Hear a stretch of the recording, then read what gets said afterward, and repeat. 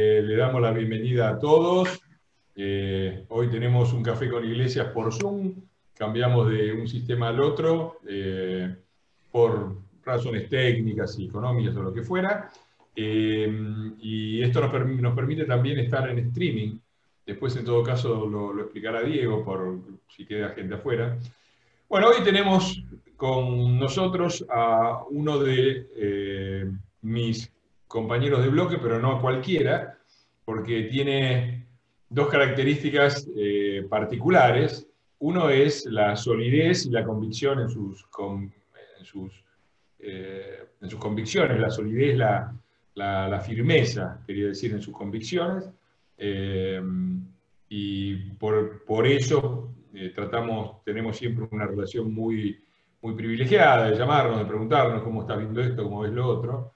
Y además es radical, normalmente, por una cuestión más bien organizativa. Uno en los bloques tiende a tener más relación con los del propio bloque, aunque a veces se lleva ideológicamente o en cómo percibe la realidad mejor con gente que es de otro bloque, con algunos de un lado y otros de otro, digamos, ¿no?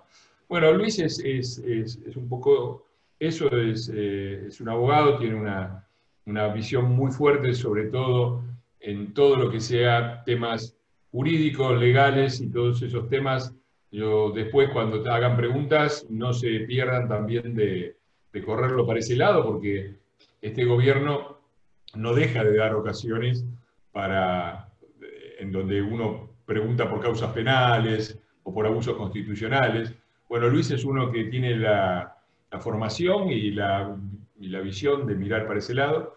Y como decía, quizás junto con Álvaro Lamadrid y alguno más, son de los diputados radicales con los que tenemos, o los que yo tengo al menos una relación más estrecha y más de colaboración, porque no es fácil ponernos de acuerdo. Tendemos a ver las cosas de una perspectiva bastante parecida. Así que, nada, te agradezco que estés acá, Luis. Les agradezco a todos que estén un sábado a las 7 de la tarde escuchándonos e intercambiando cosas y tratando de mejorar en algo, de contribuir en algo al país. Y hagamos así, yo te diría que hagas una introducción de unos, digamos, 10 minutos hablando de cómo ves la situación.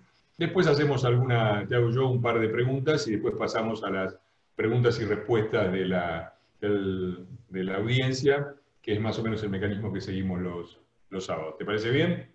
Perfecto, me parece perfecto. Bueno, antes que nada, agradecerte, Fer. Nos ha tocado con Fernando ser oficialismo y defender las políticas de Cambiemos, y ahora nos toca ser oposición y cuestionar fuertemente aquellas cosas que este gobierno creemos que está haciendo muy, pero muy mal, ¿no? Porque lo cierto es que cuando nosotros nos íbamos del gobierno, prometimos y juramos ser una oposición racional, pero nos encontramos con un oficialismo irracional con el cual cuesta muchísimo dialogar, con el cual cuesta muchísimo ponerse de acuerdo. Más allá de la predisposición, nosotros dijimos, no vamos a dejar de llegar al recinto, no vamos a hacer como hizo el kirchnerismo, que durante 4 años prácticamente no nos votó ninguna ley, ni aquellas que incluso beneficiaban a algunos distritos que eran gobernados por el propio justicialismo. Lo cierto es que yo les agradezco porque esto habla de que hay una ciudadanía movilizada, que hoy un sábado de la tarde muchísimos estén en una sala de Zoom, pero también que en todas y cada una de las movilizaciones, la del 12 pasado, la próxima del 8, donde claro está, la ciudadanía no se resigna y quiere y necesita abrazar una esperanza y necesita construir un camino, y creo que nosotros tenemos que estar en condiciones de generar esa esperanza y de al menos vislumbrar ese camino y mostrar cuál es la salida ante una Argentina que desde diciembre ahora, o quizás antes, porque recordemos que después de las PASO prácticamente el país enfiló en caída libre, producto de la desconfianza que ya generaba el kirchnerismo, teniendo en cuenta su pasado reciente.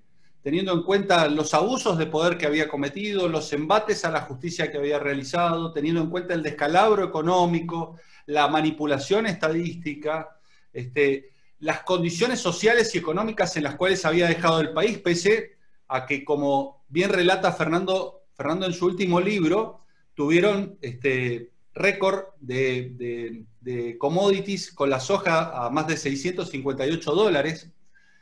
Y claro está, a partir de allí, cuando asumen en el mes de diciembre, a algunos todavía le quedaba algún tipo de duda respecto de quién iba a eventualmente conducir los destinos de la República, si el que había sido elegido presidente por una elección popular o eventualmente la vicepresidenta que había sido la que había elegido y había seleccionado a su candidato a presidente.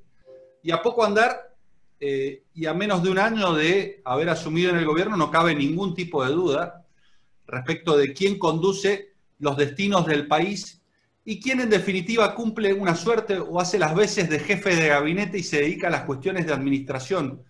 Pero está claro que las decisiones trascendentes, las decisiones neurálgicas, estratégicas, la vinculación de Argentina en el mundo, pero también la vinculación del Ejecutivo para con el resto de los poderes y la vinculación del Ejecutivo y del Gobierno Nacional para con las provincias es manejada casi con exclusividad por Cristina Fernández de Kirchner y sus designios, que en definitiva traslada a Guado de Pedro, el ministro del Interior, cuando se trata de las relaciones con la provincia, o eventualmente a alguno de sus emisarios, como puede ser Parrilli, cuando se trata de avanzar sobre la justicia. Pero no sería justo el diagnóstico si nosotros no hacemos o damos cuenta de por qué ha ocurrido, por qué decimos estas cosas, por qué sostenemos que en definitiva se ha producido un formidable deterioro institucional, político, económico, que incluso no tiene tanto que ver con la pandemia, sino que tiene que ver con un propio modelo de construcción de poder que ellos están replicando, que ya utilizaron desde el 2003 al 2015, esto es, no han inventado nada nuevo en el avance contra el federalismo, no han inventado nada nuevo a la hora de discriminar a las provincias entre aquellas que gobiernan signos políticos opositores y aquellas que gobiernan signos políticos del oficialismo. Están recreando las viejas recetas de Néstor Kirchner y de Cristina Fernández de Kirchner.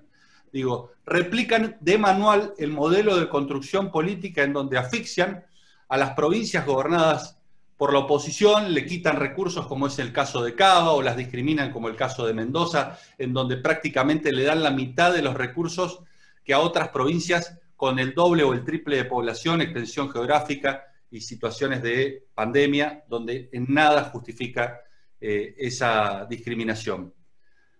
Pero habían ganado la elección, en definitiva, tenían una cuota de confianza y rápidamente dilapidaron ese capital político porque tomaron medidas que hoy claro está, hoy han terminado mellando la autoridad presidencial. Lo primero que hicieron fue declarar una ley de emergencia económica, y una ley de emergencia económica, financiera, sanitaria. Prácticamente no le quedó área del gobierno por declarar. Esto tenía 2 o 3 finalidades muy claras. La primera era, claro está, hacer saltar los controles, porque cuando hay emergencia se flexibiliza todo el sistema de contrataciones que tiene el Estado. Pero además tenía una finalidad que iba de la mano de la construcción de un relato que bien ya lo hemos hablado con Fernando, de tierra arrasada. Esto es, ellos necesitaban decir que el país estaba en estado terminal. Recuerden que en el mes de junio del año pasado, conspicuos integrantes del Frente de Todos hablaban de la hambruna que había en la Argentina, de esta situación terminal por la cual atravesaba el país producto de las políticas que habíamos implementado, y en definitiva teníamos un dólar a 43 pesos con 50, y producto de la elección de las PASO posteriormente se disparó hasta que Alberto Fernández dijo que el dólar le parecía bien a 60 pesos y allí recién logró estabilizarse.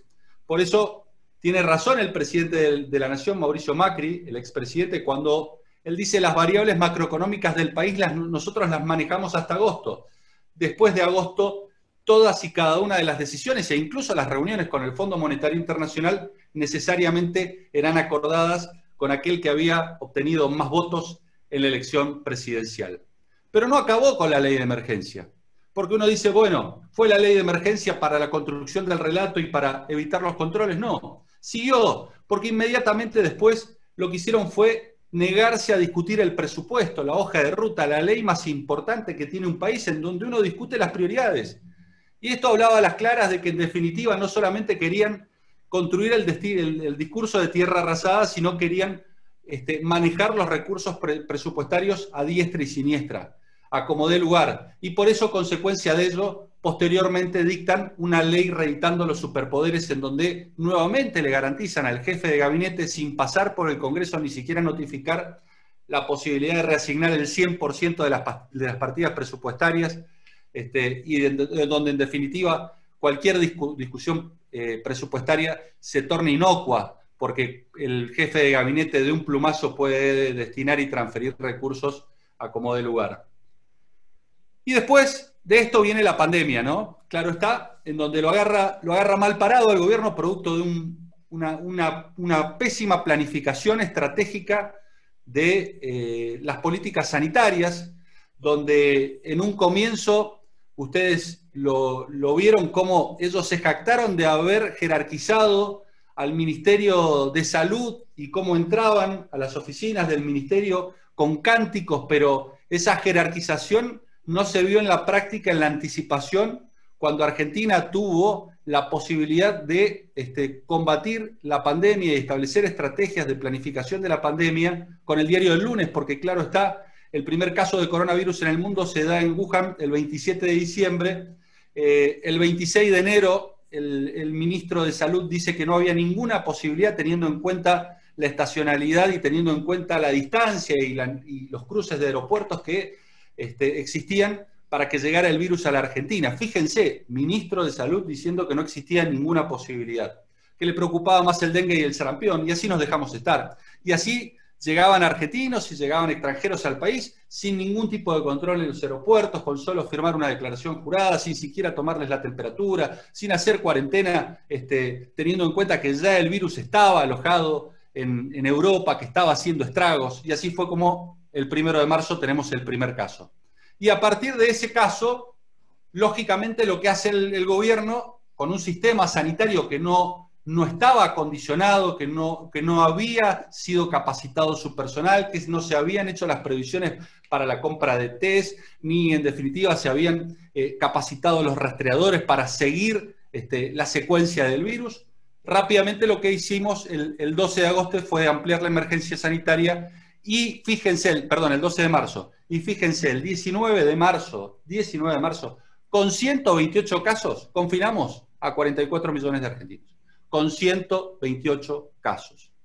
El gobierno nacional tenía una bala de plata, que era la cuarentena, que claro está, no era un fin en sí misma, no era la solución al problema de la pandemia, era un medio para preparar el sistema sanitario, para acondicionarlo, para garantizar las camas en terapia intensiva, para garantizar a los médicos, a los terapistas, para garantizar los test, pero no era un fin en sí mismo, pero sin embargo se termina transformando en un fin en sí mismo, producto de la falta de planificación. Y así fue como la primera licitación, por ejemplo, de test, recién se cierra el 27 de marzo. Y el 27 de marzo coincide con el cierre de las fronteras en la República Argentina. Recién allí cerramos las fronteras, que claro está, era la primera medida que había que tomar, permitiendo el ingreso paulatino, sistemático de argentinos, pero claro está, tomando previsiones, testeándolos, monitoreándolos y monitoreando su círculo de contactos directos para evitar eventualmente que así se propagara el virus. En ese momento, claro está, los niveles de popularidad del gobierno y del presidente volaban por los aires, mientras que nosotros empezábamos a advertir que había que tener un plan de salida, no alcanzaba con una cuarentena que se prorrogaba indefinidamente. Y además teníamos que tener en cuenta no solamente las condiciones y las consecuencias que generaba la pandemia, sino también las consecuencias económicas que generaba la cuarentena. Y veíamos cómo todo el aparato productivo, cómo todas las pequeñas y medianas empresas estaban sufriendo este aislamiento, esta cuarentena, y cómo se iban perdiendo puestos de trabajo donde no se iba a poder sostener en el tiempo sin que hubiesen consecuencias irreparables, tanto para la salud como para la economía. Digo para la salud porque, claro está, las consecuencias sanitarias, más allá de los contagios producto del virus, recién las vamos a ver en un año cuando, en definitiva, los casos de enfermedades no tratadas o no prevenidas a tiempo, producto de la ausencia de controles preventivos en todo el tiempo de la cuarentena, va a ser notable. Pero las consecuencias económicas están a la vista, digo. Está claro que hay un formidable desempleo, 3.6 millones de puestos de trabajo perdidos. Hay una pobreza que está contenida, pero que se va a disparar en el corto tiempo, ni bien terminen de eliminar las IFE, como ya han sostenido que las van a eliminar, o eventualmente se produzca una brutal devaluación producto de la brecha cambiaria que existe en el país. Creo que la Argentina se ha ido aislando del mundo y ha vuelto a asociarse con aquellos socios que, lejos de generar confianza, lejos de abrirnos mercados, lejos de darnos oportunidades en materia de exportaciones, claro está, nos terminan excluyendo. Pero yo fundamentalmente me quiero detener en las cuestiones políticas, más allá de que podemos después hacer un análisis económico. Me parece que el gobierno ha aprovechado la pandemia como excusa para concentrar y acumular poder. Y esto es lo grave, digo, esto es lo más grave. Y ha avanzado sobre las instituciones. Avanzó sobre el Congreso, claro está, producto de la cuarentena, inmediatamente le bajó la persiana y después de más de un mes logramos tener sesiones virtuales que son una teatralización de las sesiones que normalmente debería tener el Congreso, donde sin lugar a dudas el peso relativo de la oposición se licúa, un peso de la oposición que, claro está, no tiene capacidad hoy para imponerse en la gran mayoría de las decisiones. Esto es, de las decisiones que requieren mayoría simple, porque hoy el oficialismo cuenta con una abrumadora mayoría en el Senado y cuenta con una primera minoría muy importante en diputados, de 119 diputados que lo acompañan, y la anuencia de algunos bloques minoritarios que juegan, fueron elegidos por la oposición, pero juegan a ser los más oficialistas de la Cámara de Diputados.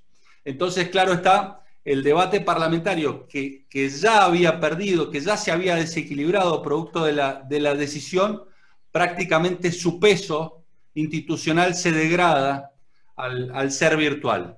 Ni hablar con el embate a la justicia. Estaba claro, y esto nadie se puede hacer el desprevenido, que estaba claro que la urgencia, la primera urgencia que tenía el kirchnerismo si llegaba al poder era avanzar sobre la justicia.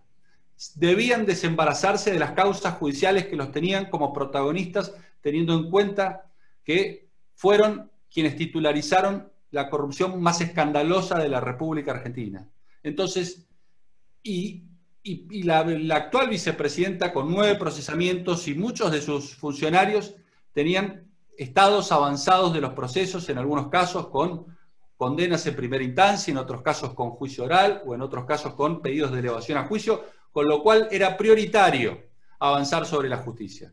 Y empezaron con el armado de causas y con esta suerte de guerra judicial, ya antes de la elección y antes de asumir el poder, y han seguido avanzando a partir de una reforma judicial que inexplicablemente el gobierno, en plena crisis sanitaria y en plena crisis económica, se empecina en sacar, donde, claro está, el objetivo es tomar por asalto Comodoro Pi, nombrar 23 jueces por la ventana, para garantizarse la impunidad presente y futura, que va a ser alta la cantidad de causas de corrupción, teniendo en cuenta la flexibilidad en las contrataciones, las emergencias son amigas de la corrupción, por definición.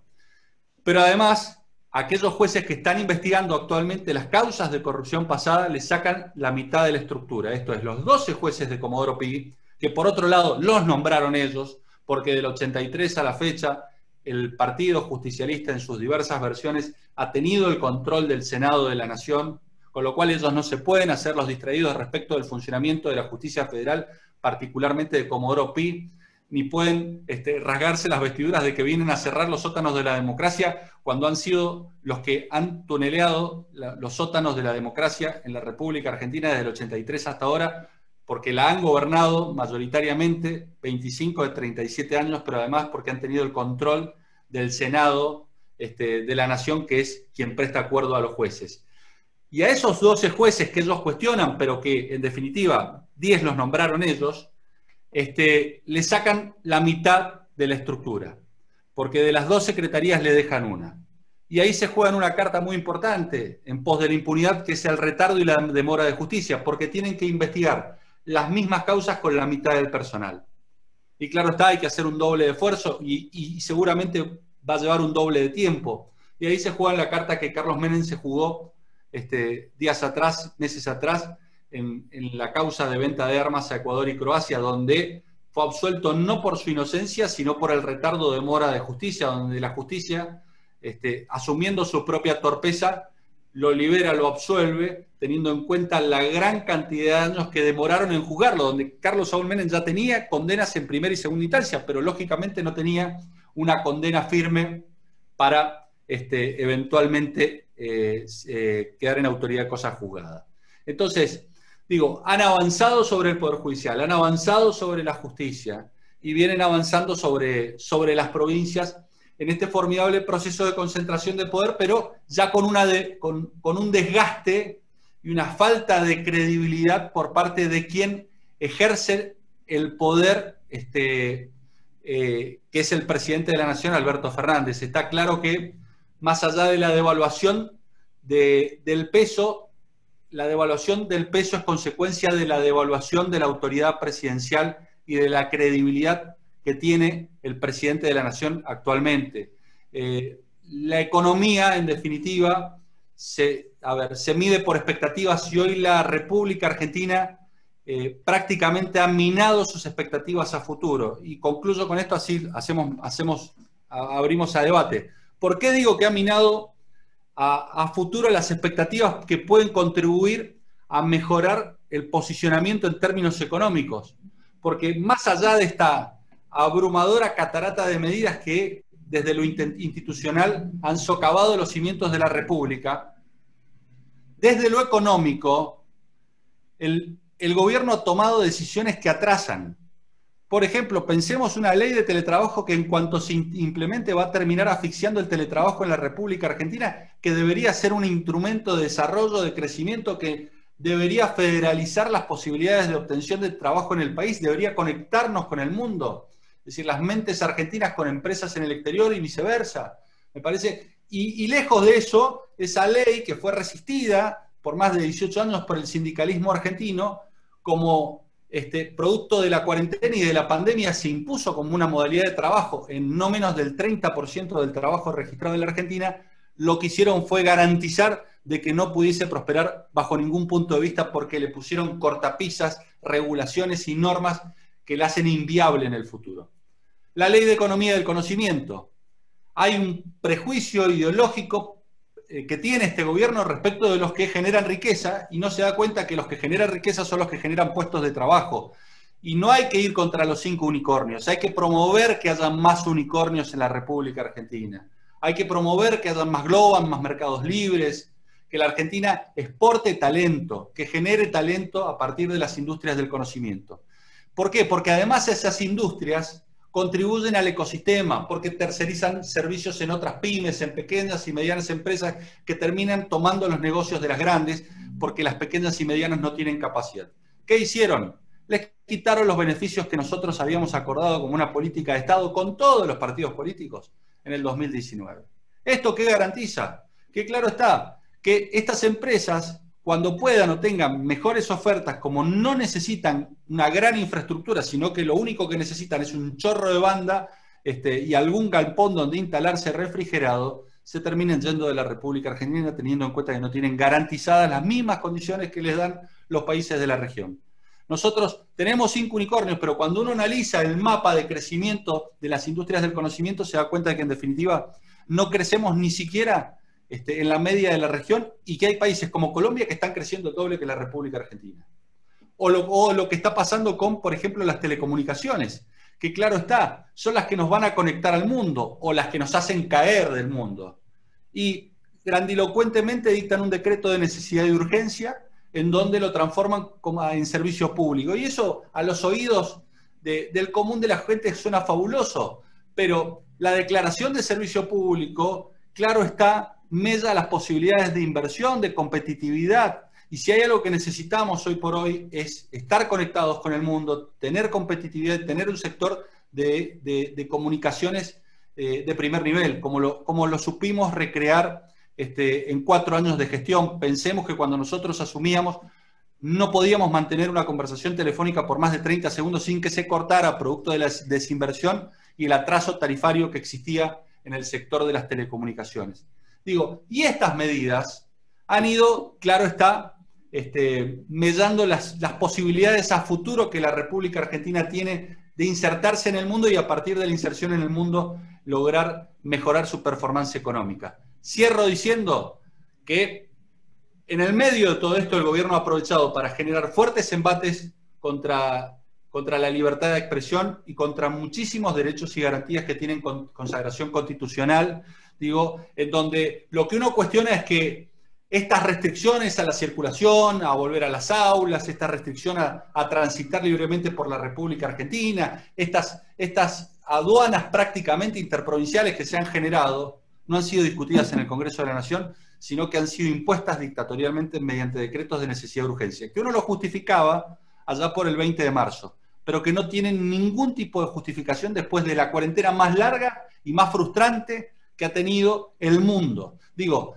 de compararnos con Suecia, pasamos a ser uno de los peores países por cantidad de contagios, quintos en el mundo, por cantidad de muertos, decimosegundos en el mundo, porque somos los que menos testeamos o uno de los que menos testea en el mundo. Digo, y esto habla a las claras de que la improvisación del gobierno ha sido notable y ha aprovechado para avanzar sobre garantías constitucionales, donde después es muy difícil restablecer el centro y volver a la plena vigencia de la Constitución, ¿no? Bueno, gracias Luis por el diagnóstico tan preciso. Yo te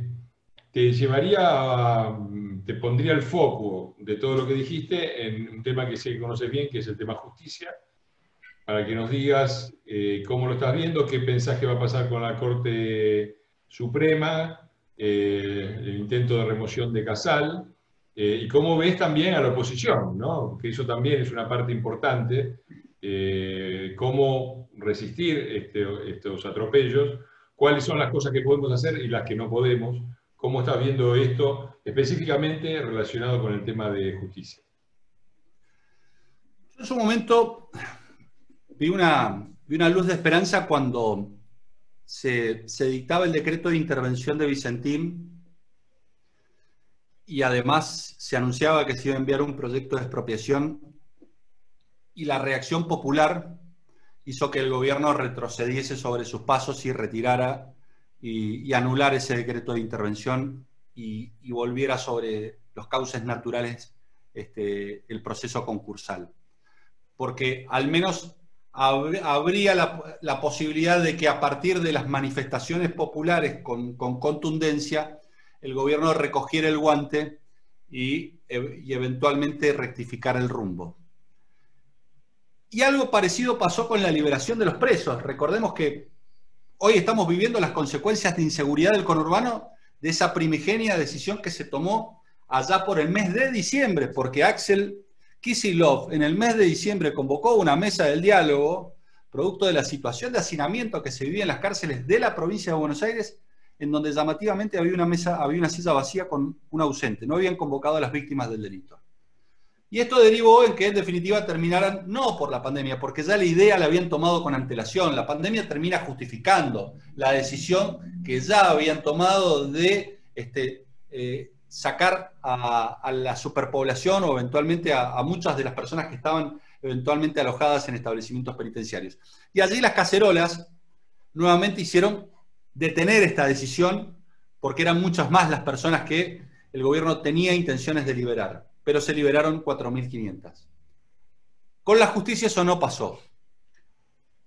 Cuando el gobierno anuncia, por un lado, el proyecto de reforma judicial y por otro lado, esta conformación de esta comisión de notables comúnmente llamada Comisión Veraldi, porque la integra el abogado defensor de la expresidenta, la ciudadanía nuevamente se manifiesta. Y uno en plena pandemia, en momentos donde el gobierno caía en sus indicadores de popularidad, en momentos en donde la economía claramente ya daba muestras de estrés, uno lo primero que hubiese esperado es que el gobierno inmediatamente retirara cualquier tipo de especulación judicial y se abocara a las prioridades de los argentinos, que era la economía y la salud.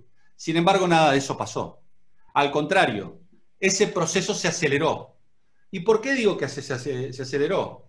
Porque no solamente dictaron una media sanción en la Cámara de Senadores, sino que además avanzaron en la destitución de los jueces Bruglia, Bertuzzi y Castelli. Y hoy siguen avanzando en la remoción de Eduardo Casal, que es el jefe de los procuradores, a partir de ya no un proceso de destitución, sino a partir del debate de una ley, una nueva ley de Ministerio Público que eventualmente le pone plazo de vigencia a los mandatos del actual procurador. Digo, está claro que hay un cuadrilátero de la impunidad que yo denomino que el kirchnerismo está utilizando en todo lo que tiene que ver con la justicia, en donde por un lado es la reforma judicial con la toma por asalto de los tribunales de Comodoro Pi, que fue lo que recién expliqué. Necesariamente tienen que ampliar la Corte. ¿Por qué? Porque claro está, las decisiones finales van a terminar cayendo y recayendo sobre la Corte Suprema de Justicia de la Nación, y allí es donde ellos, volviendo sobre sus pasos, porque ellos, claro está, se jactaron siempre de haber sido los que redujeron la Corte de 9 a 5 miembros, lo que no dicen es cómo lo hicieron, y tampoco dice cuántos miembros de la Corte terminaron nombrando, producto de ese proceso. Entonces, claro está, no podían volver sobre sus pasos tanto Alberto Fernández como Cristina Fernández de Kirchner, y por ello tuvieron que llamar a una comisión de notables para que termine sugiriéndoles lo que ellos ya saben que tienen que necesariamente hacer si quieren consagrar la impunidad en todas y cada una de las causas, que es ampliar el número de miembros de la Corte. Y además de ampliar el número de miembros de la Corte y de provocar la reforma judicial, necesitan ir por todos y cada uno de los jueces que eventualmente osaron investigarlos o tienen en sus manos expedientes que complican su libertad o su inocencia y están en manos de jueces independientes. Sumado a esto, claro está, para que el combo termine de cerrar, necesitan medios de comunicación y periodistas sometidos a través de la censura indirecta o a través de la amenaza, y por ello todos y cada uno de los proyectos o de las iniciativas o de los avances que han habido en estos últimos tiempos vinculados a la libertad de expresión, cuando se trata de hechos o causas vinculadas a corrupción, como fue ese proyecto alocado de estas senadoras que querían nulificar cada auto de prisión preventiva que se dictara producto de eventualmente investigaciones que hubiesen salido a la luz pública, pasando por la cláusula Parrilli en el proyecto de reforma, donde inentendiblemente los jueces que investigan tienen la obligación de denunciar presiones mediáticas ante el Consejo de la Magistratura, donde esto es, sin lugar a dudas, absolutamente irregular, porque si un juez tiene presión, tiene que inmediatamente hacer la denuncia penal correspondiente. No hay denuncia que hacer ante el Consejo de la Magistratura. Y, por último, yendo con este último proyecto del nodio y de esta suerte de Ministerio de la Verdad que quieren imponer y eventualmente la huida de la Oficina Anticorrupción de todas y cada una de las causas en donde ha sido querellante particular. Bueno, un panorama del tema justicia. Te hago una última pregunta, porque estoy siguiendo el Zoom, pero estoy siguiendo también mi cuenta de Twitter y noto que hay mucha, muy razonablemente, ¿no? Mucha desesperación, mucha frustración, mucha sensación de impotencia, ¿no? Perfectamente justificada, porque está claro que han vuelto peores de lo que eran, con menos margen, han vuelto a un país que es diferente, ¿no? A mí me causa, no sé si gracia o pena cuando lo escucho a Alberto hablar de que van a hacer lo mismo que hicieron en el 2003. El 2003, si yo no estoy muy equivocado en matemáticas, viene después del 2002. El 2002 fue 57% de pobreza, 25% de indigencia, es decir, un cuarto de los argentinos no tenían para comer. Así que es medio raro pensar que se va a salir de una situación recesiva como la del final de los 90 con un 2003 sin pasar antes por un 2002. No sé qué tienen estos muchachos en la cabeza. Y obviamente todo esto genera una gran preocupación, una gran desilusión y un reclamo que es razonable, ¿no? Que la oposición haga algo y pare esto, cuando a veces la oposición hace lo que puede con el poder que tiene, que es muy poco. Pero, ¿vos cómo lo ves? Para ponerlo en términos absolutos y medio de charla de café, y que vos seas el que se encargue de hacer algo más preciso, ¿esto no tiene solución o tenemos una chance? Bueno, antes de contestarte, me estaba mirando el celular. Me dicen que en la transmisión de Facebook no está saliendo el sonido. No sé qué problemita tenemos ahí, pero por ahí se puede Diego. Sí, estamos con algún problema de sonido y no lo estamos pudiendo solucionar. Estas cosas tecnológicas, Fernando, que pido disculpas. No hay problema. No hay problema. No, si ya saben, está perfecto. Estamos al tanto, estamos hablando con Micaela de su equipo, Luis, pero no estamos encontrando la solución. Pero gracias por el aviso. Perfecto. A ver, yo lo que creo es que nosotros no nos podemos resignar. No, la solución no está en las embajadas ni está en los aeropuertos. Yo creo que nosotros tenemos la responsabilidad desde la oposición de construir una alternativa.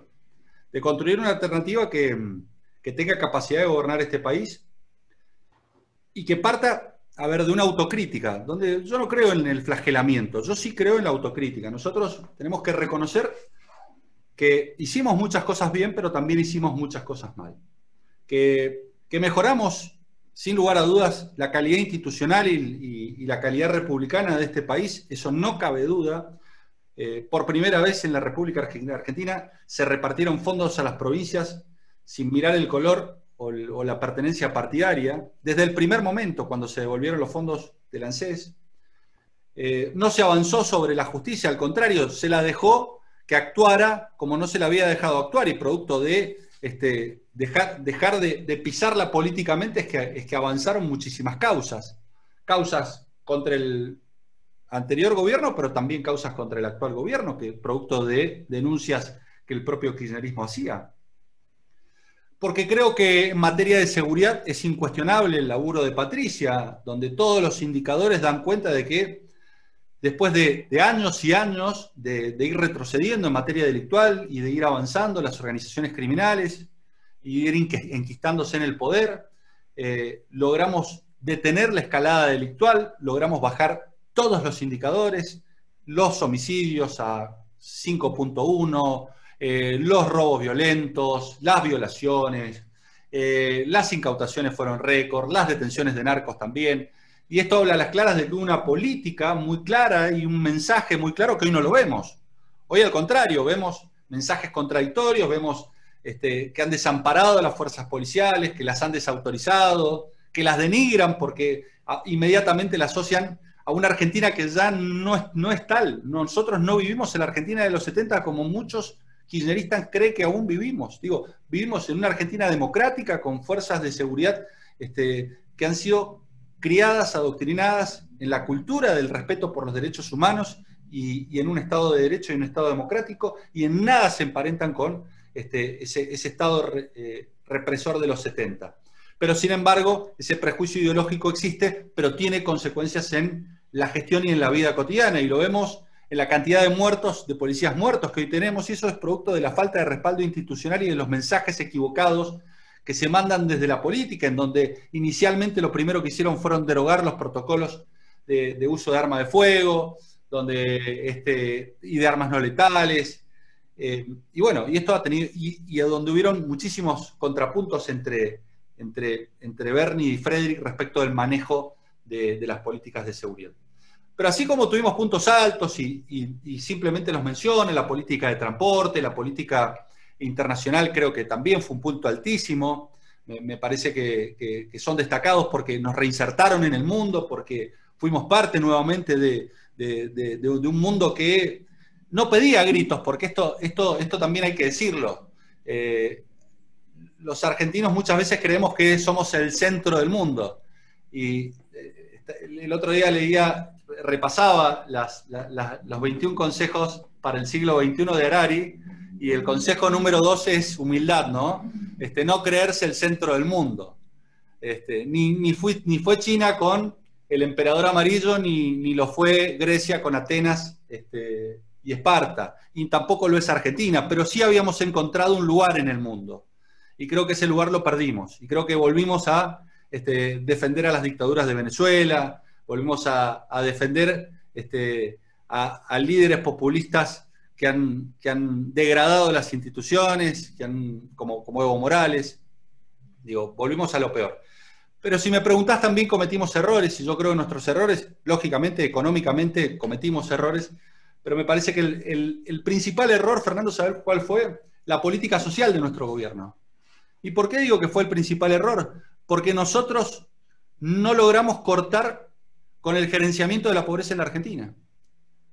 Es decir, nosotros veníamos con un mandato muy claro de sacar a los gerentes de la pobreza y esa intermediación que existía, estos Grabois, estos Pérsico, y en donde la relación con aquellas personas que tienen dificultades necesariamente debía entablarse con el Estado, y debía ser el Estado el que promocionara políticas públicas para garantizar un piso mínimo de derechos y eventualmente sacarlas de la pobreza. Este esquema de gerenciamiento de la pobreza lo único que hace es multiplicar la pobreza, porque necesita de la pobreza para sostenerse. Y nosotros no supimos, no pudimos o no quisimos cortar con ese vínculo. Y me parece que ahí creo que esa es una de nuestras notas más bajas, si vos me preguntás en términos de autocrítica, y que hoy lo estamos viendo, digo, estas organizaciones que lucran y utilizan la pobreza con el gerenciamiento de los planes para generar formidables movilizaciones, y ahora son tomas y son usurpaciones, pero antes fueron acampes en la 9 de julio, en donde, bajo la amenaza de si no vas te quito el plan, nos hacían marchas al propio gobierno que les estaba otorgando ese plan. Entonces, esa red clientelar nosotros la debíamos desmantelar por los pobres, porque hay que devolverles la dignidad a los pobres, porque no solamente hay que sacarlos de la pobreza, sino no pueden ser rehenes de estos crápulas que se aprovechan del estado de necesidad para vincularlos a una causa política, cualquiera sea esa causa política. Bueno, me parece conclusivo el análisis, y veo ahí muchas preguntas también sobre el tema del futuro, ¿no? Y de cómo enfrentar esta ofensiva que estamos viviendo, sobre todo estas últimas 2 semanas, que han sido terribles, tanto en las tomas de tierras en la Patagonia, como lo que está pasando en Entre Ríos. Yo los digo con todo respeto y con cariño, antes de acusar de que no se está haciendo nada, por favor, fíjense si no se está haciendo, porque en todos los casos, en las tomas que hubo en la Patagonia, en lo que está pasando en Entre Ríos, ¿cómo se llama?, en Guernica, nuestros diputados han estado ahí, han estado cerca de la gente, hemos ofrecido apoyo legal, hemos presentado denuncias penales, hemos hecho todo lo que está a nuestro alcance. ¿Alcanza para parar todo? Y parece que por ahora no, pero también ha habido momentos en que parecía que no alcanzaba para parar lo que iba sobre Vicentín, y después también con la gente y la combinación entre lo que se hace institucionalmente y lo que se hace en la calle, se logró parar. Entonces, yo personalmente, insisto, publico todos los domingos un resumen de mis actividades, de los proyectos de ley presentados, de las denuncias penales, de las denuncias internacionales, de las cosas que hacemos permanentemente. Recién yo llegué un poquito sobre la hora, normalmente llego un poco más temprano, porque estábamos justamente con la diputada Campagnoli, que estaba viendo la toma de Río Negro, está presentando un pedido de informes aclaratorios sobre la acción de los funcionarios, que no es simplemente saludo a la bandera. Siempre la información que nos llega nos sirve si vamos a hacer una denuncia penal para detectar irregularidades. Cuando responden, a veces confiesan lo que hacen, y si no responden, nos dan una especie de autorización, porque si yo soy diputado y estoy obligado a denunciar los hechos delictivos de que tengo conocimiento, y le pido a una persona que me dé una información, a un funcionario oficial que me dé una información y no me la da, tengo derecho a la presunción de que se está cometiendo un delito y por lo tanto puedo denunciar ante un juez. Si no, es prematuro, el juez lo va a desestimar, etc.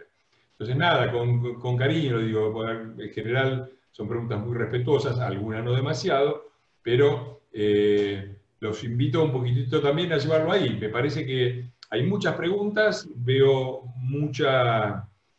lo mismo que marcaba antes, ¿no? Mucha desesperación, mucha ansiedad y mucho pedido de que las cosas se solucionen mañana.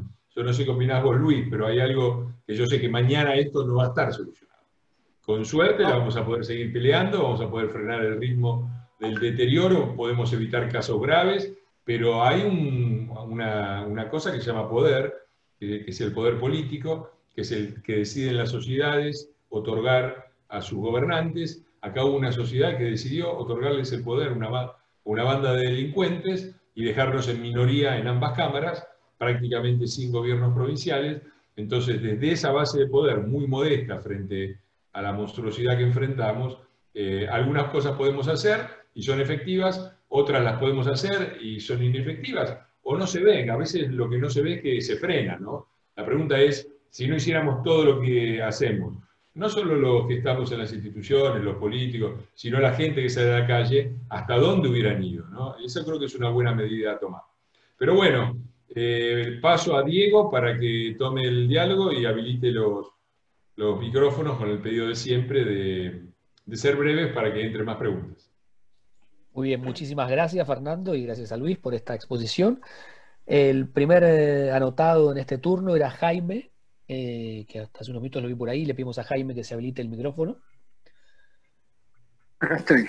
Buenas noches. Gracias Fernando por la invitación. Luis, la verdad que lo que estamos viendo es asistiendo a una degradación del país, ¿no es cierto? Esto es muy notable.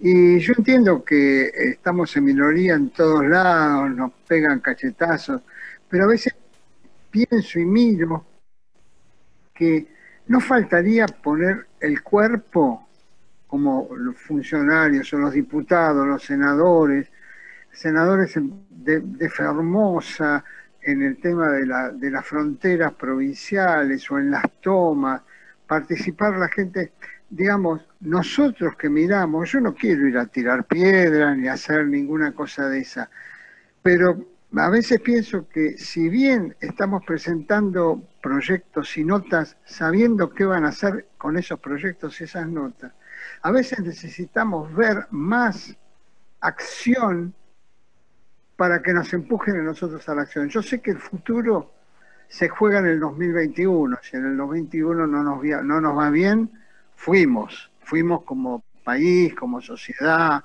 como todo. Pero ¿cómo llegamos hasta ahí con fuerza, con la gente que sale a la calle, pone fuerza y sale con la bandera y va?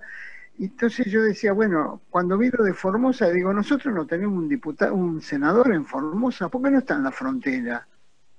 Por ejemplo, esas son las preguntas que yo me hago sin dejar de lado el problema que tenemos de presentar papeles y de estar en minoría en todo lado y que no nos dan 5 de bola en ningún lado. Les dejo esta inquietud a Luis, a quien le agradezco la crónica, a vos, pero ¿qué hacemos? A ver, yo lo que creo es que más allá de que uno puede acompañar, y de hecho lo hemos hecho, por ejemplo, cuando ocurrió lo de Varados, te doy un caso particular, y Fernando me acompañó, y no fueron muchos los legisladores que acompañaron esa causa. Habían cientos de argentinos varados, ninguneados, denigrados, sin plata, sin recursos, sin seguro médico, con una cancillería que no daba ningún tipo de explicación y con un gobierno que estaba empoderado en la pandemia. Y y nosotros salimos a pelearla y ser la voz de esos varados, e incluso hicimos denuncias internacionales ante la Comisión de Derechos Humanos, porque la verdad y lo cierto es que la situación era apremiante, con gente que se quedaba sin recursos, y el gobierno construyó un discurso de los varados como chetos, y había muchos que iban por trabajo, o quizás con los poquitos ahorros que habían tenido, habían podido salir de vacaciones sin esperar que la pandemia llegara. Y salimos en defensa de esa causa, como hemos salido en defensa de muchísimas causas. Ahora, salir en defensa de las causas no significa hacer lo que ellos hicieron en diciembre del 2017 en la plaza tirando 14 toneladas de piedra y intentando tomar por asalto en el Congreso de la Nación. Si nosotros somos respetuosos de la República, no podemos justamente atentar contra la República. Está claro que la tiranía de los votos manda, y ellos hoy tienen el poder para tomar un montón de decisiones, otras no. Nosotros podemos detener muchas decisiones, por ejemplo. Una de ellas, trascendental, que es el contrato social que une a todos los argentinos, es la Constitución. Esa es una decisión que nosotros la podemos detener. Ellos no tienen la fuerza para ir contra la Constitución. Y eso no es menor, no es menor en este estado de cosas. Porque por las vías de hecho, y aprovechando la excusa de la pandemia, han ido contra la Constitución. Pero claro está que pueden animarse o intentar por las vías de derecho, ir por la Constitución, y allí sí los podemos frenar. Nosotros lo que necesitamos ahora, más allá, por ejemplo, en el caso de las usurpaciones, yo he presentado un proyecto, Fernando ha hecho denuncias, hay legisladores que se han manifestado, necesitamos también que sea la justicia la que empiece a corregir los desvíos de poder. Porque está claro que hoy por hoy en el Congreso de la Nación no existen mayorías que puedan eventualmente ponerle un freno a ese tipo de decisiones que toma el gobierno a la hora de mandar funcionarios. Ahora, la justicia es la que tiene que empezar a despertarse y empezar a frenar los desvíos de poder que comete el Poder Ejecutivo. Y mucho importa en esto, y todos seamos conscientes, mucho importa el grado de daño social que la decisión genera a la hora de encontrar una respuesta en la justicia. Hasta ahora, la justicia, fíjense, ha sido una de las grandes ausentes. Recién, hace 3 días atrás, una jueza mendocina se animó a decir que las restricciones a la circulación que imponía el Poder Ejecutivo eran inconstitucionales. Una jueza en una provincia después de más de 210 días de cuarentena. Denuncias han sobrado, manifestaciones también. Pero me parece que allí es donde la justicia tiene que aparecer y empezar a corregir los desvíos de poder que hoy no está haciendo. Hoy simplemente está deteniendo el avance sobre ella, pero no está corrigiendo los desvíos porque todavía considera que el gobierno se encuentra legitimado y eventualmente es temerosa del poder que puede ejercer la justicia sobre aquellos jueces que eventualmente desafíen al Ejecutivo. Interesante el punto que pone Luis, me parece que es muy gráfico, ¿no? Que yo compare lo de Vicentín con lo del campo de Chevere, ¿no? El juez de Vicentín estuvo impecable, enseguida le puso un freno y enseguida la cosa, y el gobierno tuvo que aceptar la derrota. En el caso de Chevere, el juez es un mamarracho, uno que dice, bueno, yo no sé de quién es, pónganse de acuerdo, y una locura, ¿no? Frente a eso es difícil. Obviamente Chevere fue ministro nuestro. No es que está solo, que no tiene asesoramiento, que no están en contacto, que no ha ido nadie. Está acompañado, pero hay un límite que pone las instituciones. Las instituciones están destruidas, y están destruidas por decisión soberana, no nuestra de quienes estamos en este Zoom, pero por decisión soberana del pueblo argentino. Tienen los jueces que se eligieron con mayorías peronistas en el Senado desde 1983. ¿Qué justicia puede salir de un Senado que siempre tiene mayoría del peronismo? Entonces, ese es y también me gustó mucho la presión que hizo Luis de qué podemos y qué no podemos. Podemos ir, hoy pedían, ¿por qué no presentan un pedido de juicio político? Porque no tenemos los votos. ¿Para qué lo vamos a presentar? No va a pasar nada. Lo único que vamos a mostrar es una debilidad en un momento en el que ellos solos se están exponiendo. Pero además de eso, hay muchas cosas que se podrían hacer teniendo la mayoría simple, no 2/3, y que tampoco la tenemos. Llamamos, por ejemplo, a bajar, si hay algo que toca un Congreso, es el tema del presupuesto. Cuando ellos mandaron el decreto de Cafiero que le permitía tomar partidas y redistribuirlas y qué sé yo, le quitaron potestades al Congreso. Nosotros llamamos a una sesión especial y juntamos 124 diputados, los 116 nuestros y 8 del bloque del medio. Y el bloque del medio, cuando lo llaman del otro lado, siempre llegan a 129.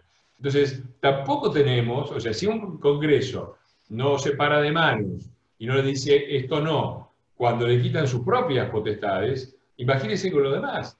Entonces, es inútil volver a llamar a sesiones especiales porque no tenemos tampoco la mayoría. Sí tenemos los 2/3, es decir, como explicaba Luis, como ellos no tienen, pero los 2/3, tenemos el tercio, ellos no tienen los 2/3, como nosotros podemos bloquear ese tercio que ellos no tienen,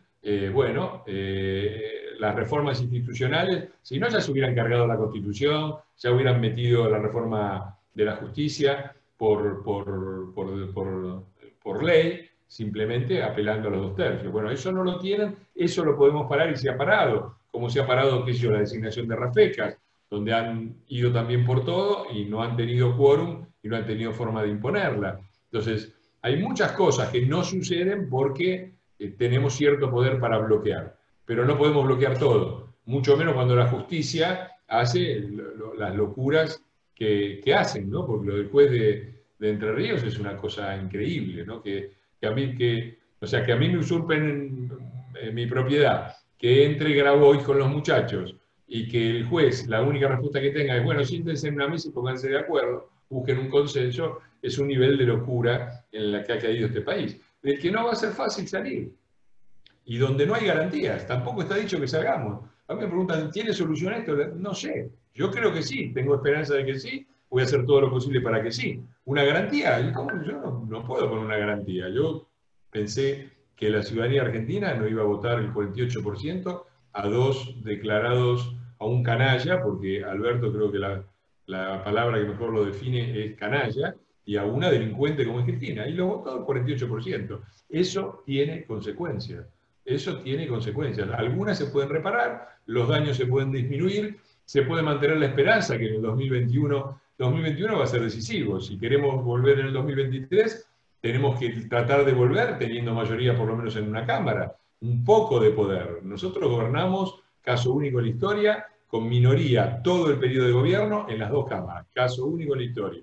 5 gobernadores de 24. Bueno, ya la cuenta la hago siempre, aburro ya, ¿no? Pero bueno, la CGT, los piqueteros, el Papa, los puteros barriales, gran parte del periodismo, todo del otro lado. Entonces, aun cuando llegamos al gobierno, nuestro poder es reducido para aplicar para ir adelante con ciertas cosas. Algunas, como ha dicho Luis, y yo coincido, no se han hecho y deberían haberse hecho. Luis citó el tema de los planes sociales y de la reforma del sistema de asistencia social. Me parece que fue una de las cosas que no se hizo. Hay un capítulo en mi libro que se llama Los errores de Cambiemos. Vayan, fíjense. También es cierto que un gobierno que no hizo eso, que fue el de la Rúa, lo prendieron fuego, ¿no? Eso también es cierto. Entonces ahí también el tema del poder es importante. Y yo agrego otra. Yo creo que una cosa que sí, que no causaba riesgos y que podríamos haber hecho es la famosa batalla cultural, es decir, haber sido mucho más contundentes en el debate público. Pero bueno, fueron parte de los errores que cometimos. Bueno, ¿quién sigue, Diego? Muy bien, el siguiente es Jorge Eduardo Lugano. Jorge, ahora no lo veo. Si se habilita su micrófono. Hola, buenas tardes, gracias por la participación. Tengo dos preguntas y una reflexión. Lo primero que quiero reflexionar es que más vale encender una vela que maldecir la oscuridad. Entonces todo el nivel de ansiedad que todos tenemos deberíamos bajarla un poco y pensar que por chiquito que sea nuestro aporte, es grande lo que podemos hacer entre 1 más 1 más 1. Entonces, y como dijo Fernando recién, hay cosas que no van a poder ser, o sea, no son automáticas, no es bajar una llave. Ojalá fuera bajar una llave y cambiamos todo. No es así, debemos armarnos de paciencia, entender que el sistema institucional dice que ganaron las elecciones y si somos democráticos debemos aceptar que estamos en un sistema democrático y gobierna otro con sus ideas, con sus errores, con sus aciertos, y desde la oposición pueden, como también dijo Fernando, frenar algunas cosas y otras acompañar las que sean razonables y oponerse totalmente en las que no se pueda. Lo sabemos desde que tenemos más o menos 15 años que estábamos en tercer año de la escuela secundaria, los que fueron a la escuela secundaria, que así funciona el sistema democrático. Nos falta la pata de la justicia, como, como mencionaron recién, que un poco empieza a frenar, o sea, la justicia es un poder importante y parece estar ahí adormecido viendo qué le va a pasar. Respecto a eso me queda una duda. Por más que saquen la ley o que la comisión esa Veraldi pueda decir tienen que aumentarse el número de jueces de la Corte, después, ¿cómo van a hacer para nombrarlos? ¿Van a tener los números para nombrarlos o va a ser un mamarracho? ¿Van a poner jueces subrogantes? No se me ocurre que haya una Corte Suprema de Justicia con jueces subrogantes que puedan ser nombrados a dedo por el Poder Ejecutivo. Y la otra es, ¿qué esperanza tenemos? O sea, más allá de lo que dijiste, Fernando, necesitamos tener mensajes esperanzadores de poco, no diciendo que ya se va a resolver, que en el 21 los pasamos por arriba, le ganamos o se termina ahí, sino hacer de alguna forma que nos devuelva el optimismo y que esto se pueda cambiar. Gracias. Sí, ya que me mencionaste al final a mí, arranco yo, después le paso a Luis. Yo tengo un mensaje esperanzador y optimista. Sangre, sudor y lágrimas. Nunca nos rendiremos. Es el mensaje de Churchill. No hay otra. Si te digo, mirá, esto va a ser fácil, te miento, no va a ser fácil. Si te digo, esto es seguro, vamos a ganar y la vamos a dar vuelta, no es seguro. Si te digo, ¿qué es lo que va a quedar del país en el 2023, cuando sea el cambio de gobierno? La verdad es que no lo sabemos. También existe la posibilidad de que se caigan solos. Ahora, lo que tiene que ser claro es que nosotros no tenemos nada que ver con eso, no participamos de eso, y después es un problema de ellos, ¿no? Uno les ve un nivel de impericia que dice estos muchachos, no va ni un año. El nivel de deterioro que estamos viendo en todo en un año es tremendo. Es cierto que una parte aporta la pandemia, pero no está pasando lo que está pasando en la Argentina, ni en Uruguay, ni en la mayor parte de los países, ¿no? Así que hay un ingrediente de locura propia, pero garantías no hay y caminos fáciles no hay. Si digo otra cosa, desmiento. Mi mensaje optimista es, si la peleamos, vamos a poder frenarlos. Ya lo hicimos una vez, cuando tenían tanto o más poder que ahora, y los paramos. Fueron por muchas cosas y no lograron ninguna. Hicieron mucho daño, causaron mucho retroceso, pero no lograron cargarse a los medios, no lograron cargarse a la justicia, no lograron reelegir, no lograron la impunidad de Cristina, no lo lograron.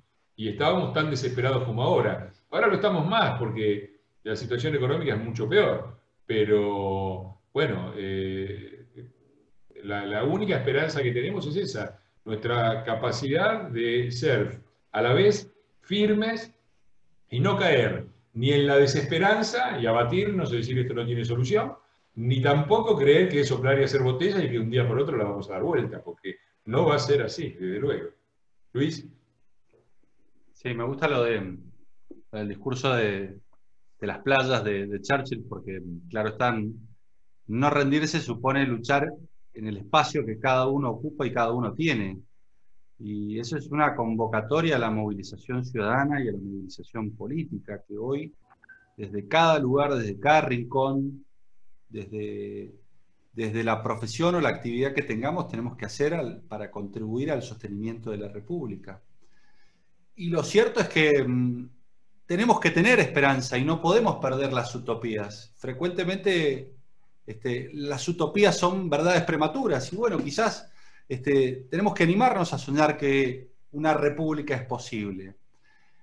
La verdad es que hay un autor, Blumich, que dice, la política debería ser realista, pero también debería la política ser idealista. Juntas se complementan, por separado son falsas. Y nosotros tenemos que, por un lado, tener una visión muy real, muy descarnada de la situación actual del país, que es brava, que es dura, que es difícil, pero por el otro lado también deberíamos trazar un norte respecto del cual la Argentina se puede encolumnar, no desde la posición que se encuentra un país de Europa, sino desde la posición que hoy estamos los argentinos. Me parece que estamos obligados a partir de la realidad a recrear una esperanza y a recrear un ideal. Digo, y lo tenemos que construir entre todos. Me parece que ese es el gran desafío de Cambiemos.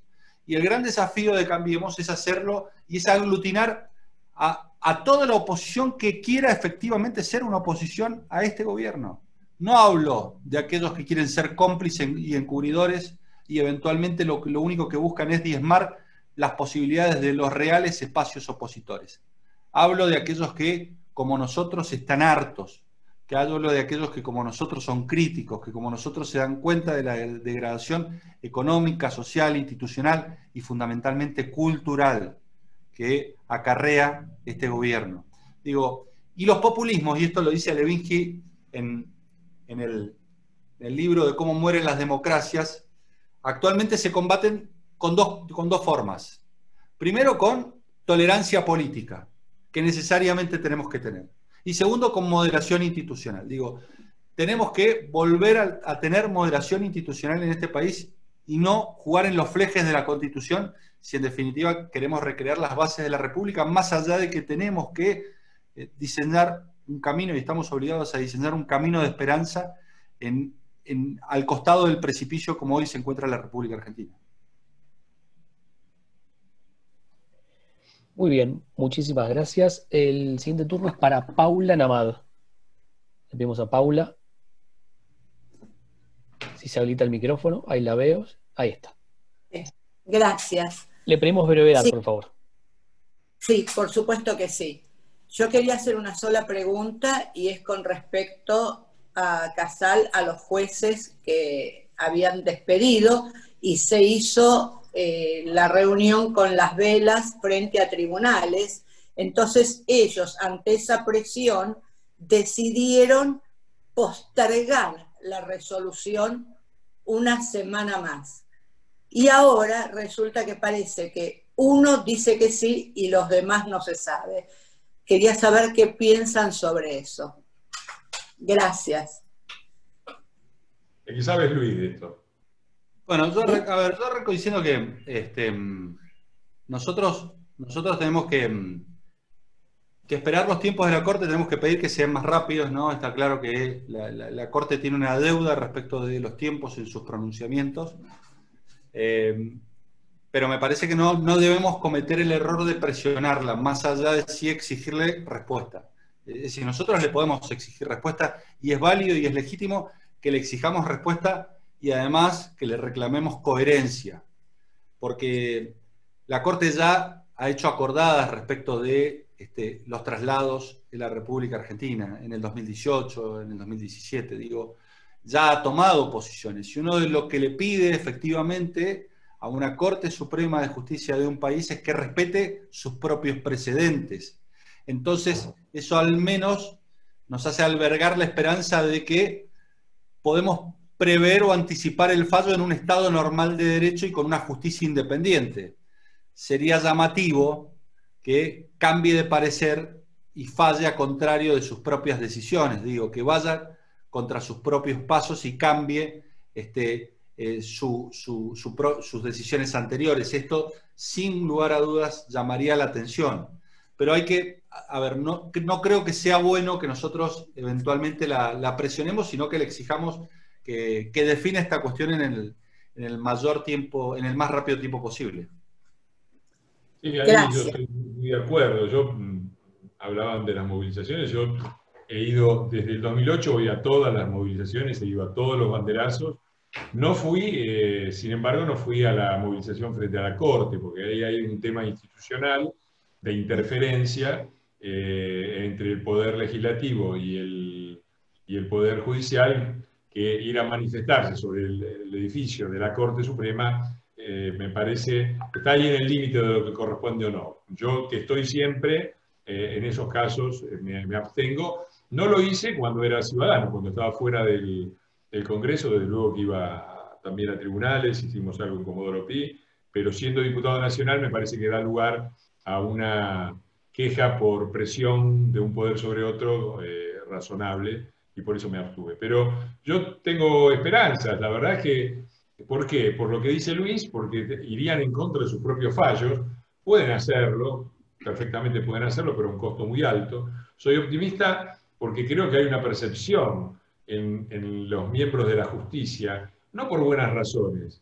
sobre todo por razones corporativas, que saben que si los dejan avanzar, más tarde o más temprano van a ir por la cabeza de ellos, y por lo tanto también quieren defenderse. Me parece que si salieron otra vez con ese fallo es porque quieren defenderse. Ahora la situación parece haber entrado en aguas turbulentas, pero para decir que no, ellos además deberían ir en contra no solo de los antecedentes de lo que fallaron hace ya varios años, sino de la decisión de acoger el per saltum, porque cuando la Corte Suprema dice habilito el per saltum, es decir, esto tiene gravedad institucional, y por lo tanto salteamos una instancia de la justicia y yo me hago cargo directamente.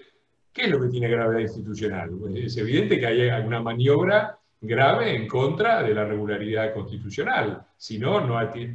Entonces, no puede ser que tenga gravedad para habilitar el per saltum, pero no tenga gravedad como para decirle, bueno, metele nomás, que ahí también habría una contradicción muy fuerte. Así que yo tengo esperanzas, todas las esperanzas que uno puede tener en la justicia argentina, pero soy ligeramente optimista, digamos, con respecto a esto. Sí. Fernando, yo estaba pensando justamente en que convendría a esta altura volver a ir a tribunales. Sí, no ustedes. Sí, pero me parece sí, muy bien. Porque como lo están postergando, entonces volver a ir a tribunales, convocar a una, nuevamente, me parece para muy que bien. ellos se sientan presionados. En ese sentido va a ayudar, desde luego. Claro, sí. Y no quieran dar vuelta lo que ya, ¿viste? Está claro. Muy bien, Bueno, muchísimas gracias. Muchas gracias a ustedes. La siguiente persona anotada es María Valeria Masochi, que está ahí, si se habilita su micrófono. Sí, hola. Yo les quería hacer una pregunta en relación, ya que están en diputados, de si hay algún proyecto para declarar a la educación como servicio público, para que no haya paros, no haya todos los problemas que estamos viviendo. Es eso nada más. Sí, hay una pila así de proyectos con respecto a ese tema, así como hay un montón de proyectos con respecto a las cosas que yo veo ahí. Yo, por ejemplo, para poner algo, dos cosas básicas relacionadas con la cuarentena. Yo presenté un proyecto para que a partir del cuarto mes, día 121, cero impuestos. Un Estado que te impide trabajar, ya seas un trabajador o una empresa, no te puede cobrar impuestos. Los impuestos en ese caso son confiscatorios. Y presenté también un proyecto de una CONADEC, Comisión Nacional Bicameral de Investigación de los Crímenes Cometidos por el Estado durante la cuarentena, para que nos sentemos ahí y le demos lugar a todos los que han sufrido estos abusos, desde el papá de Solange que no pudiera verla, a Luis Espinosa, el que murió en Tucumán, a Facundo, el chico de la provincia de Buenos Aires, a Echeverre, que tiene la estancia tomada con funcionarios del Poder Ejecutivo ahí, y hagamos una linda CONADEC con un buen informe.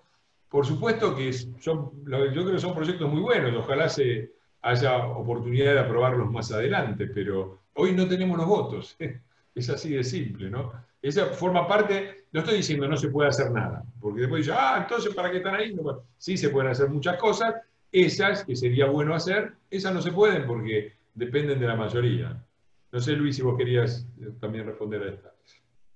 No, coincido con vos, Fernando. En materia de educación, más allá de la declaración de servicios públicos, nosotros tenemos dos graves problemas. Uno es la cantidad de deserciones, solamente termina el 28% de los chicos que comienza la escuela, termina el ciclo obligatorio con la secundaria, y además que terminan pocos, los que terminan con una muy baja calidad educativa, particularmente cuando vienen del sector público. Nosotros que fuimos formados y criados en una educación pública que era un ejemplo, en los últimos 20 años hemos visto cómo se ha ido degradando esa educación pública y cómo la búsqueda de calidad ha ido y la oferta ha pasado por el sector privado.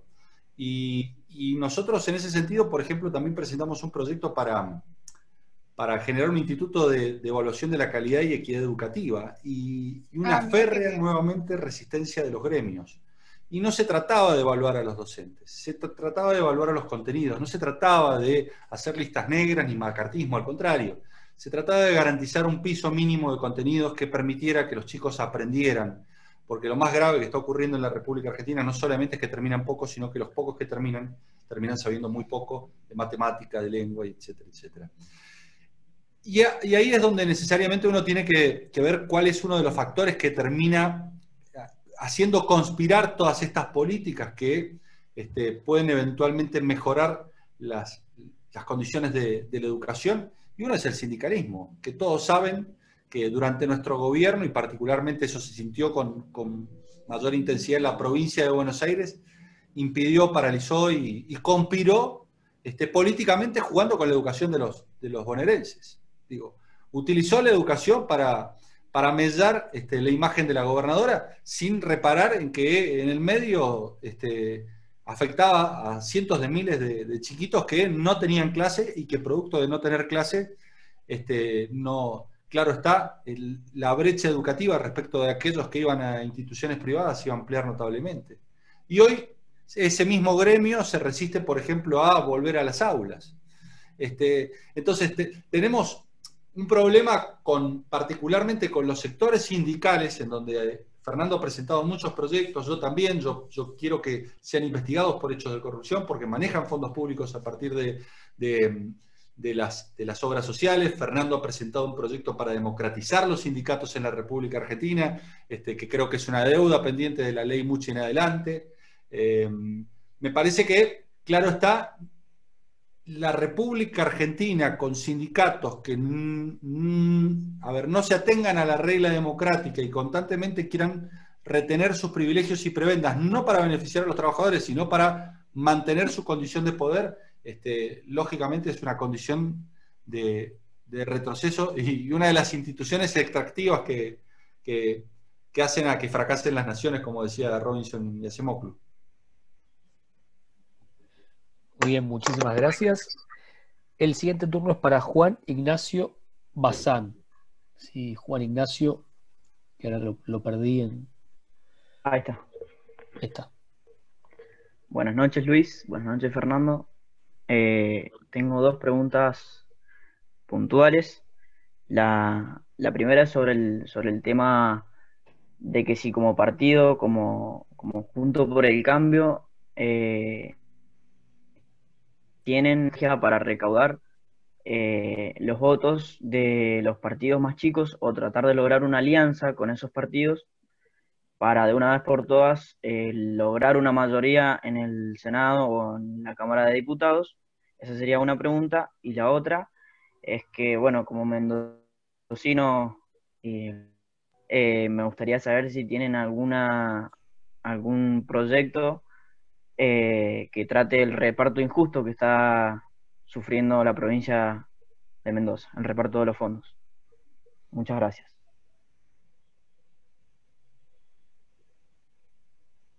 Sí, Luis, ¿querés arrancar vos? Sí, bueno, a ver, la Constitución del 94 tuvo altos y bajos, generó consensos parciales que mejoraron en algunos casos sustancialmente la calidad institucional, pero no terminaron de completarla. ¿Por qué? Porque los acuerdos no permitieron avanzar sobre definiciones que derivaron en las leyes. Para graficarlo, en el caso del Consejo de la Magistratura, no llegaron a terminar de definir su composición y derivaron esa composición a la ley, y eso es lo que genera que cada 4 años estemos discutiendo la composición del Consejo de la Magistratura, en donde ese Consejo de la Magistratura lo que buscaba, claro está, el fin que tuvieron los constituyentes fue despolitizar ese proceso de selección y hacerlo más profesional y más técnico. Porque recordemos que antes eran 2 senadores que se elegían por provincia, que los elegían las legislaturas, que no se elegían por el voto popular, y que en definitiva eran elegidos a través de un proceso de acuerdo de cada una de las legislaturas. Y en el Consejo de la Magistratura los jueces iban al Senado y se aprobaban, esto es, el Ejecutivo enviaba las nóminas y el Senado los aprobaba, y a partir de la creación del Consejo de la Magistratura, lógicamente surge un órgano intermedio.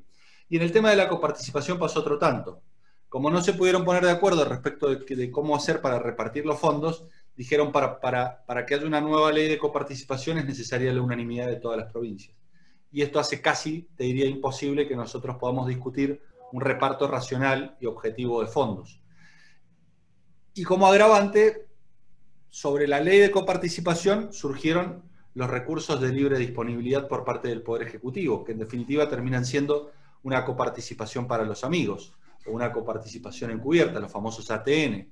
Entonces, este gobierno, en lugar de distribuir esos ATN, esos recursos, con criterios objetivos, los distribuye de acuerdo a la cercanía o a la pertenencia que tenga con el poder político, con el poder político de turno. Nosotros lo que esperamos, sabemos que sin reforma de la Constitución, llegar a una reforma de la ley de coparticipación es casi imposible, porque siempre van a haber ganadores y perdedores, y siempre los perdedores van a conspirar en un futuro acuerdo. Lo que sí creemos es que hay que darle racionalidad al resto de los recursos que se distribuyen para evitar que pase lo que vos decís en Mendoza, por ejemplo, que recibió 1.900 millones de pesos de los más de 5.200 que había pedido, y Chubut, con una población ínfimamente menor, recibió 5.000 millones de pesos, digo, o Tucumán recibió 6.000 millones de pesos. Estas injusticias, estas inequidades son intolerables. Y además, en donde no se premia a las provincias bien administradas, no se premia a las provincias que hacen esfuerzos fiscales, no se premia a las provincias que bajan las nóminas de empleados estatales, sino que por el contrario, por lo general, el reparto de fondos va a las provincias peor administradas, a las gildo-infranoístas, por citar un ejemplo de provincia mal administrada, que en definitiva recibe un chorro de recursos, y hoy ese chorro, para ser justos, honestos y no faltar a la verdad, va prácticamente con exclusividad a financiar a la provincia de Buenos Aires, a Axel Kicillof. Esto es real, los números lo indican. Digo, todos los gobernadores justicialistas se están quejando también de esto porque se sienten discriminados. Es decir, el gobierno nacional discrimina, primero hay discriminación de primera y segunda categoría. Los de primera categoría somos los opositores. Los de segunda categoría son los oficialistas del interior del país, que sufren, claro está, el direccionamiento de los recursos hacia la provincia de Buenos Aires por mandato de Cristina Fernández de Kirchner.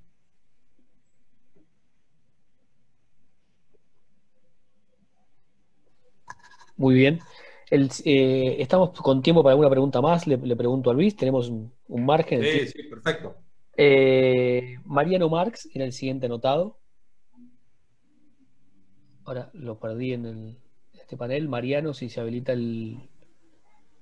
Sí, buenas tardes, Luis. Bien. Fernando. Te pedimos brevedad. Mi por favor. pregunta es muy concisa, siendo todos conscientes de la importancia que tiene ganar las elecciones del año que viene y lo importante que es para ese objetivo lograr la unidad de las fuerzas republicanas, ¿cómo ven ustedes, primero, las posibilidades de mantener la unidad dentro de Juntos por el Cambio, Cambiemos, y la posibilidad de eventualmente sumar a otras fuerzas, a otras fuerzas republicanas a Juntos por el Cambio desde Stolbizer a López Murphy, no un tema ideológico, sino un tema de republicanismo? Muchas gracias. Fer, ¿empezamos? Sí, arranco. Bueno, ahí es donde yo soy optimista, ¿no? Me gustó mucho la declaración de Mauricio diciendo que podíamos estar frente al último gobierno populista de la Argentina. Es algo que quienes participan de estos cafés me habrán escuchado decir. Quizás menos, yo soy menos optimista que Mauricio, digo, podría llegar a ser, lo están haciendo tan mal que es probable que sea así. Y me permito recordar todas las veces en que la Argentina no peronista se sintió que era la última oportunidad y se terminaba el país y había que... Y la verdad es que si hay alguna explicación para la supervivencia legendaria del peronismo, a pesar de las horrendas administraciones que han hecho siempre, porque eso han sido horribles, ahora se nota porque no tienen plata. Antes la tapaban porque tenían los pasillos del Banco Central llenos, Perón, o la guita del endeudamiento y las joyas de la abuela, Menem, o la suba de commodities más alta de la historia del mundo, los Kirchner. Pero ahora que tienen que gobernar, como gobernó Alfonsín, como gobernó de la Rúa, sin plata, se ven lo horribles que son. Así que, digo, una de las razones de la supervivencia del peronismo tiene dos números. Un número de 55 y otro número de 76. Eso les ha dado una legitimidad, les ha sacado, cuando se estaban incendiando frente a la población, les ha sacado la papa caliente de las manos, les ha permitido volver. Cuando realmente, digo, en ese sentido, digo yo que hay que tener paciencia histórica, por supuesto hay que estar lejos de cualquier manifestación a favor de la violencia y del golpismo. ¿Y qué tenemos a favor entonces? Y tenemos mucho más de lo que quedó después de las anteriores derrotas, ¿no? Cuando se perdió el gobierno en el 89, cuando se perdió el gobierno en el 2001, no quedó nada, no quedó una oposición unida. Ahora hay una oposición unida, no quedó el 41% de los votos, no quedó la gente movilizada alrededor de valores que hace 10, 20 años casi nadie levantaba, ¿no? Hace 20 años hablar de la república, de la institucionalidad, era un tema de poca repercusión, de escasa repercusión, era un tema de discusión, nadie se ofenda, para señoras que toman el té con scones en la Recoleta, dicho con todo cariño porque son las más bonitas del mundo. Pero era un tema así, era un tema elitista, era un tema marginal. Hoy salen miles a la calle y dicen, no, escúchame, y vos ves las carteles que ponen, y no son solo carteles alrededor de la cuestión económica, se va a defender la justicia, la independencia de poderes. Eso es un paso adelante enorme, que cuando caemos en la desesperación no lo evaluamos. Y sí, tenemos que primero preservar la unidad. ¿Eso qué quiere decir? Porque a nosotros a mí me llegan dos mandatos contradictorios. Por un lado me dicen, sí, vos defendés, pero mirá aquel el otro, ¿por qué no lo echan? Y qué sé yo. La misma persona al día siguiente, hay que mantener la unidad, no se vayan a pelear. Es complicada, ¿no? La unidad implica la unidad con quienes no son iguales que yo. Digo, yo obviamente me siento más afín con Luis y con muchos diputados que somos un poquitito más contundentes, halcones, si los quieren poner halcones, que con las palomas, pero si nos peleamos halcones y palomas no queda nada acá. Entonces, ahí es donde hay que tener un equilibrio que forma parte de hacer política, que no es hacer lo que a mí se me ocurre, porque a mí se me va y a mí me pasó por esto, y yo lo voté para esto y no está pasando.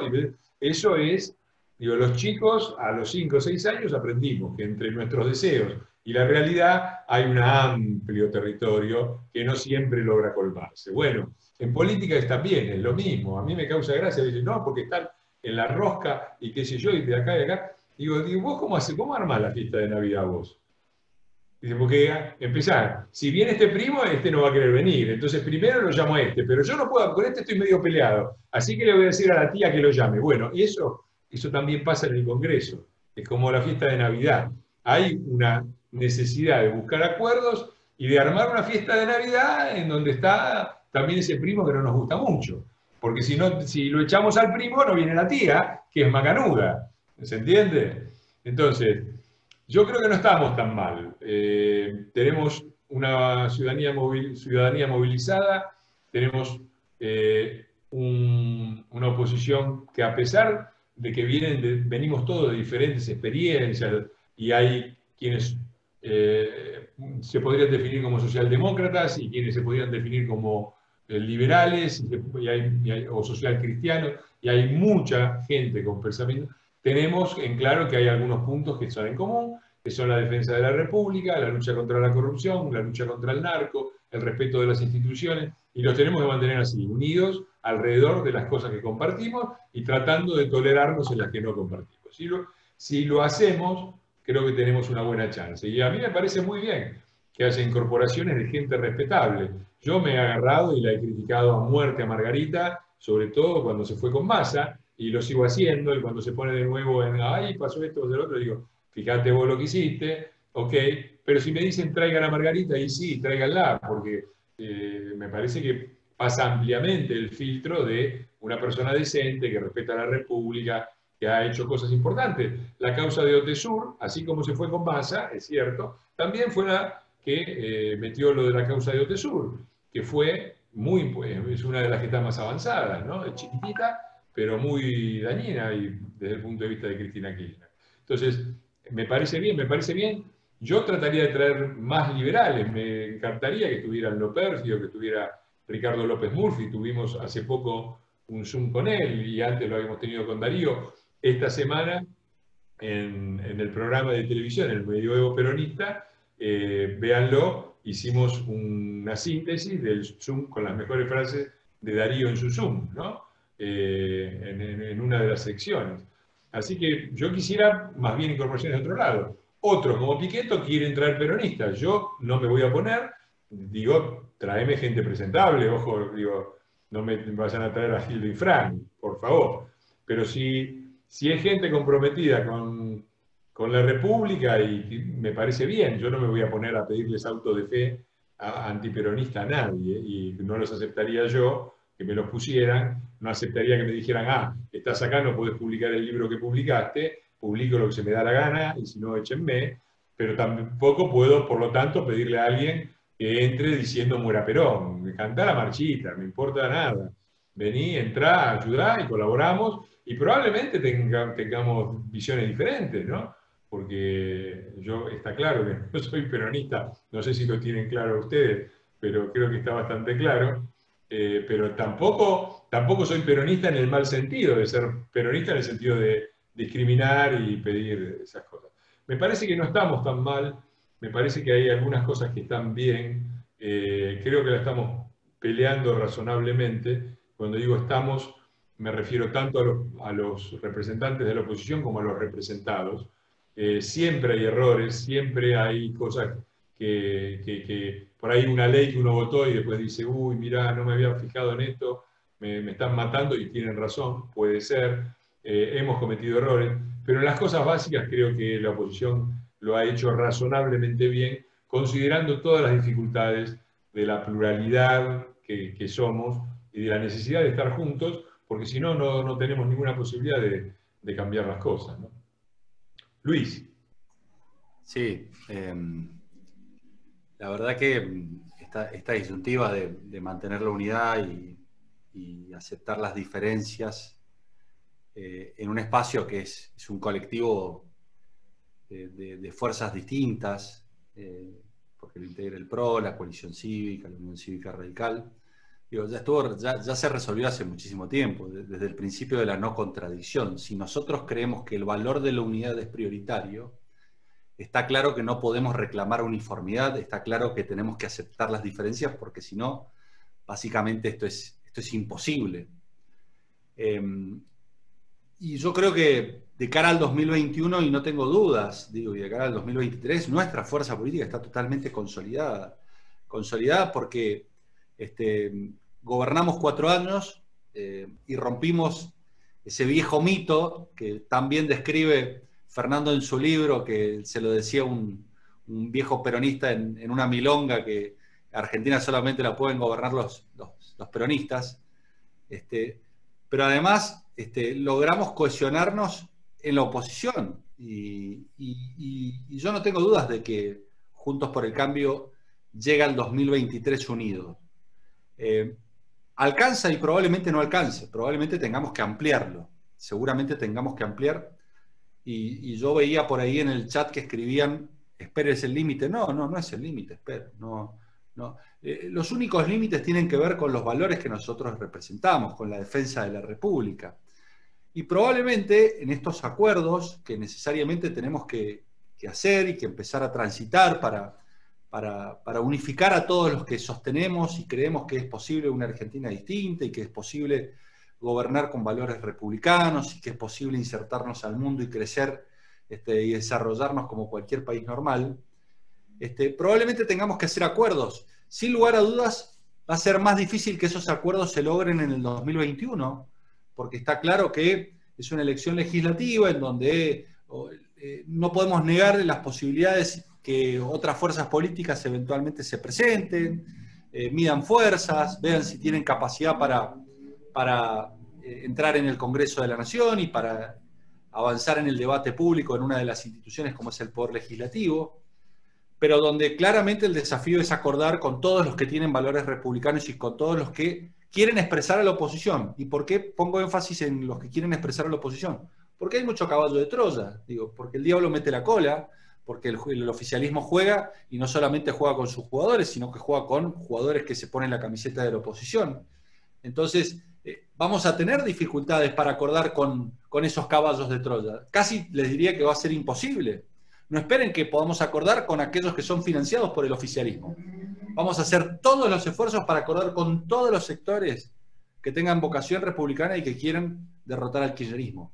Pero claro está, ellos van a hacer todo lo posible para dividir a la oposición y a partir de allí intentar consolidar este modelo. Pero quédense tranquilos y tengan la plena seguridad que nosotros no hacemos, no los hace Fernando, que ha escrito 3 libros contra el peronismo y está confesando que no tendría ningún tipo de problema en compartir el espacio y no lo ha tenido porque lo ha hecho con Pichetto, con peronistas, imagínense. Nosotros lo que queremos es generar una alternativa potente, atractiva, que tenga capacidad de gobernar y sacar a la Argentina de este pozo de decadencia que mucho ha contribuido el peronismo en más de 70 años de historia.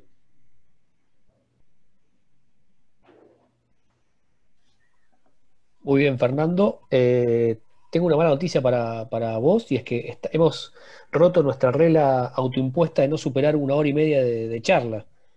Bueno. Decime qué hacemos. Entonces, cerremos entonces, para no abusar tampoco de la paciencia de Luis, ni de los que están acá. Así todo el mundo puede ir a preparar el asado, si dicen los que puedan, o la polenta los que no puedan. Algo hay que comer. Nada, muchas gracias Luis, como siempre muy claro, siempre un gusto estar con vos, trabajando con vos.